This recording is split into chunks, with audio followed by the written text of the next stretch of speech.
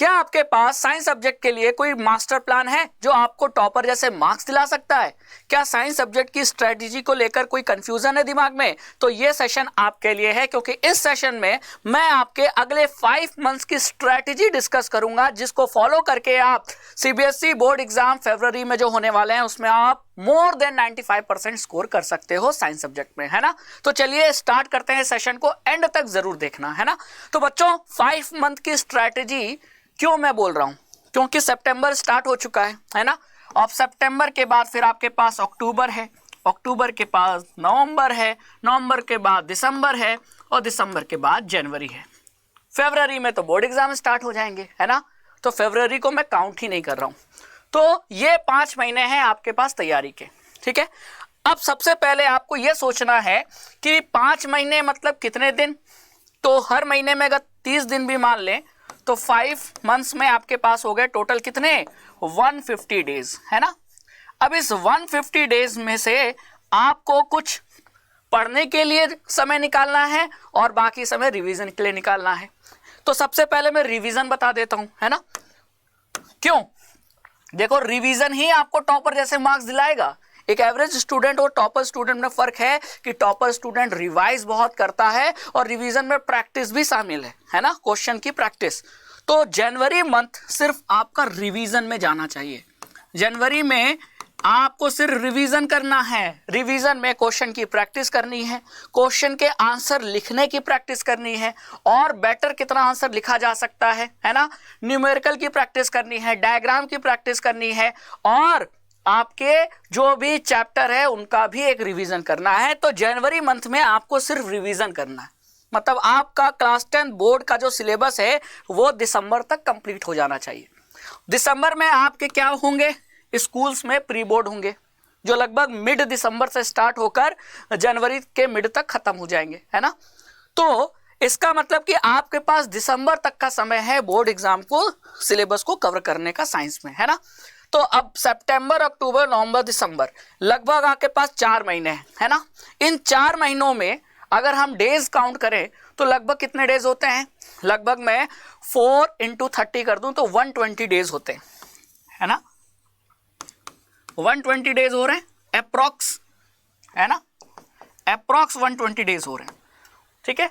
अब इस 20 डेज को भी मैं निकाल देता हूं, क्योंकि आप एग्जाम दोगे प्री बोर्ड स्कूल में तो कुछ दिन उसमें आपका चला जाएगा, है ना, एग्जाम प्रिपरेशन में।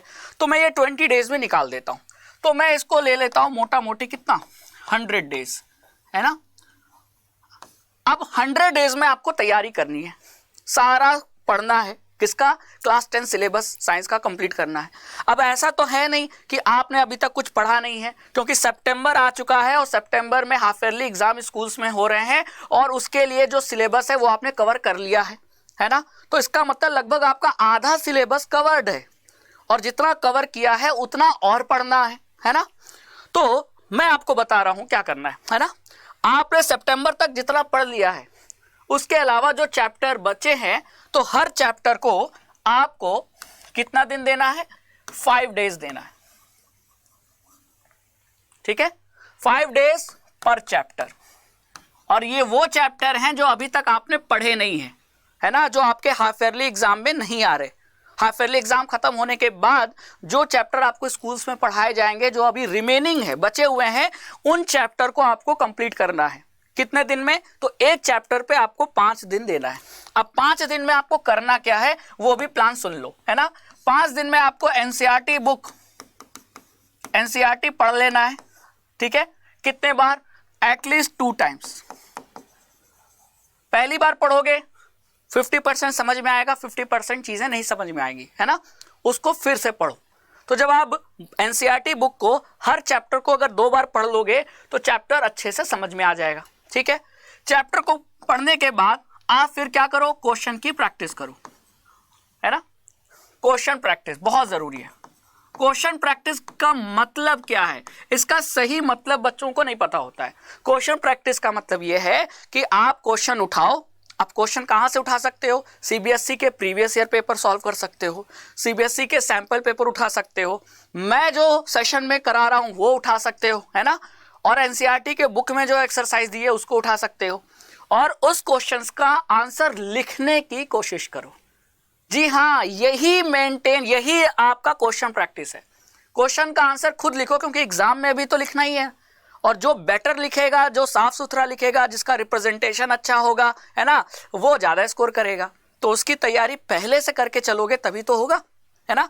तो क्वेश्चन की प्रैक्टिस करना बहुत जरूरी है। क्वेश्चन की प्रैक्टिस मतलब आप घर में A4 शीट पेपर ले आइए, ठीक है, क्वेश्चन का आंसर उसमें लिखने की प्रैक्टिस कीजिए, डायग्राम बनाने की कोशिश कीजिए, समझ जाइए कि मैं एग्जाम दे रहा हूं, है ना। और ये आपको 5 दिन में कर लेना है, ठीक है। तो 5 दिन में अगर आपने इतना कर लिया मतलब आपका चैप्टर तैयार हो गया। फिर नेक्स्ट चैप्टर पे जाओ, उसको भी अगले 5 दिन में कवर करो, ठीक है। और जब उसको कवर कर रहे हो तो जो पिछला चैप्टर आपने पढ़ा है, क्वेश्चन प्रैक्टिस किए, उसके भी कुछ क्वेश्चन प्रैक्टिस करना है।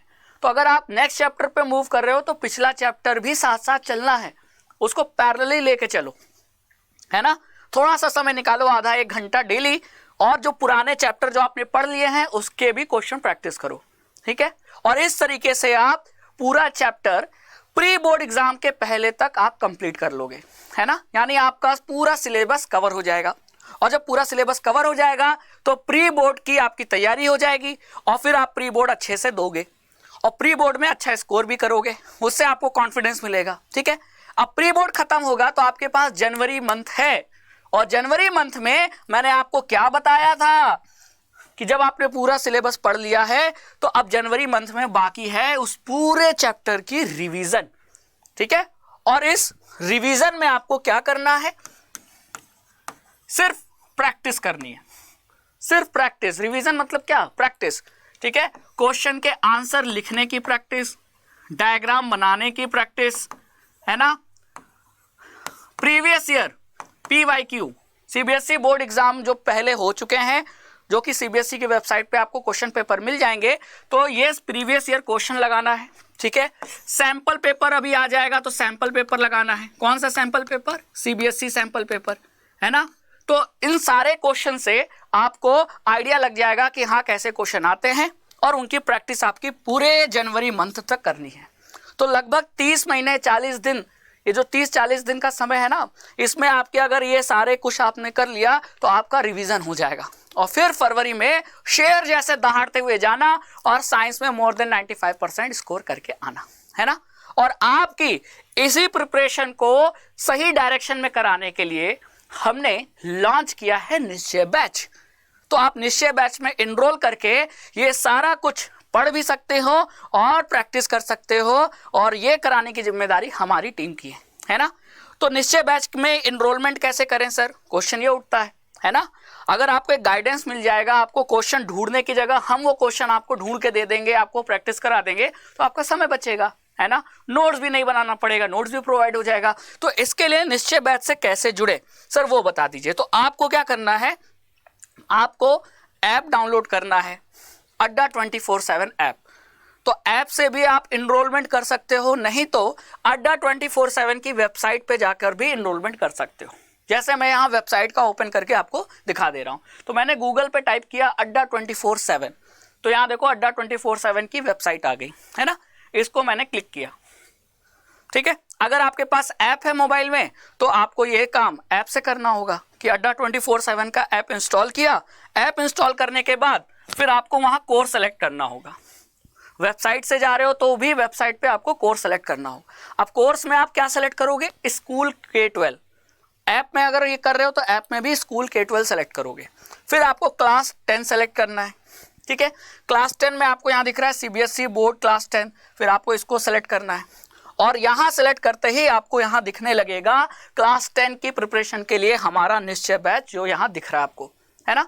अब निश्चय बैच की डिटेल्स के लिए इसको आप क्लिक करो, ठीक है। तो यहाँ इस कोर्स की सारी डिटेल्स मिल जाएगी। अब निश्चय बैच में हम आपको सारे चैप्टर साइंस के पढ़ाएंगे, क्वेश्चन की प्रैक्टिस कराएंगे, डाउट क्लियर करेंगे, CBSE sample paper previous year question भी आपको देंगे, डायग्राम बेस्ड क्वेश्चन कराएंगे, और आपको नोट्स प्रोवाइड करेंगे, है ना। और साथ ही साथ ई बुक प्रोवाइड होगी जो कि सभी बच्चों के लिए फ्री है ना। उसके लिए अलग से आपको कोई पेमेंट करने की जरूरत नहीं है। अब सर इनरोलमेंट करने के लिए आपको पेमेंट कितना करना है। अब इसका प्राइस अगर आप देखोगे तो यहाँ जो प्राइस दिख रहा है वो है आपका 4399, लेकिन ये प्राइस एक्चुअल नहीं है, इससे कम प्राइस पे आपको ये कोर्स अवेलेबल हो जाएगा। कैसे? तो देखो मैं बाय नाउ पे क्लिक करता हूं। अब बाय नाउ पे जाने पे यहां आपको कोड अप्लाई करने को कह रहा है। अब मैं आपको कोड देता हूं, सीक्रेट कोड है और इस कोड से आपको मैक्सिमम डिस्काउंट मिलेगा इस कोर्स में, है ना। तो मैं कोड बता देता हूं आपको। अब आपको जो कोड अप्लाई करना है, कोड है आपका Y621, ठीक है। ये है आपका secret code for maximum discount, है ना। अगर आप इस कोड को लगाया तो ये मैक्सिमम डिस्काउंट आपको देगा, ठीक है। तो कोड एक बार फिर सुन लो, Y621 लगा के दिखा भी देता हूं, ठीक है। तो यहां मैंने अपना कोड एंटर किया Y621 और यहां मैंने अप्लाई कर दिया। तो ये देखो प्राइस, निश्चय बैच की जो प्राइस है वो 4399 से कम होकर 3651 है। यानी आपको 3651 में सारे सब्जेक्ट की प्रिपरेशन मिल रही है। क्लास 10 की पूरे बोर्ड एग्जाम तक हम आपके साथ रहेंगे, आपको क्वेश्चन प्रैक्टिस कराएंगे, आपका सिलेबस कवर कराएंगे, आपको हम डायग्राम की प्रैक्टिस कराएंगे, आपका डाउट क्लियर करेंगे। और केवल एक सब्जेक्ट नहीं, सारे सब्जेक्ट, है ना। तो साल भर का जरा इमेजिन तो करो कि 3651 में हमको सारे सब्जेक्ट की प्रिपरेशन मिल रही है। जबकि हम अपने घरों के अगल बगल जो कोचिंग जाते हैं तो कोचिंग में एक सब्जेक्ट की फीस ले लेते हैं 1500 से 2000, और यहाँ केवल 3651 में आपको सारे सब्जेक्ट मिल रहे हैं। तो इसमें एनरोलमेंट कराने में आपकी कंप्लीट प्रिपरेशन है, ये आपको समझना है ना। तो थैंक यू सो मच। अब आपको इस सेशन में ये समझ में आ गया होगा कि 5 मंथ्स की स्ट्रैटेजी क्या होनी चाहिए। लेकिन एंड में एक बात कहूँगा कि ये स्ट्रैटेजी सिर्फ सुनने से काम नहीं चलेगा। मैंने बोल दिया, आपने सुन लिया, बात इससे नहीं बनेगी बच्चों। इस स्ट्रैटेजी को इम्प्लीमेंट करना पड़ेगा, 1 दिन नहीं, 2 दिन नहीं, अगले 5 महीने, जब तक बोर्ड एग्जाम नहीं हो जाते साइंस के, है ना। और अगर आपने इसको फॉलो कर लिया अगले 5 महीने, सब कुछ भूल के, है ना, मैं क्रिकेट नहीं देखूंगा, मैं गाने ज़्यादा नहीं सुनूंगा, मैं अपना टाइम वेस्ट नहीं करूंगा, है ना। ऐसा नहीं है कि आप अपने बीच में से समय नहीं निकाल सकते, है ना। आप स्टडी में से बीच में अपने थोड़े से एक्टिविटीज़ के लिए समय निकाल सकते हैं, लेकिन ज़्यादा टाइम वेस्ट ना करते हुए इसी स्ट्रैटेजी को अगले 5 महीने फॉलो करो और देखना आप लोग पक्का आप लोग स्कोर करोगे टॉपर जैसा। और फिर आप मुझे ही बताओगे कि हाँ सर आपकी स्ट्रैटेजी बहुत काम की लगी और मैंने फॉलो किया, इस पर वर्क किया, इस पर मेहनत किया और हमें इसका फ़ायदा मिला, ठीक है। तो ज्वाइन अवर निश्चय batch for complete preparation and follow this strategy. Thank you so much and best of luck for your board exam.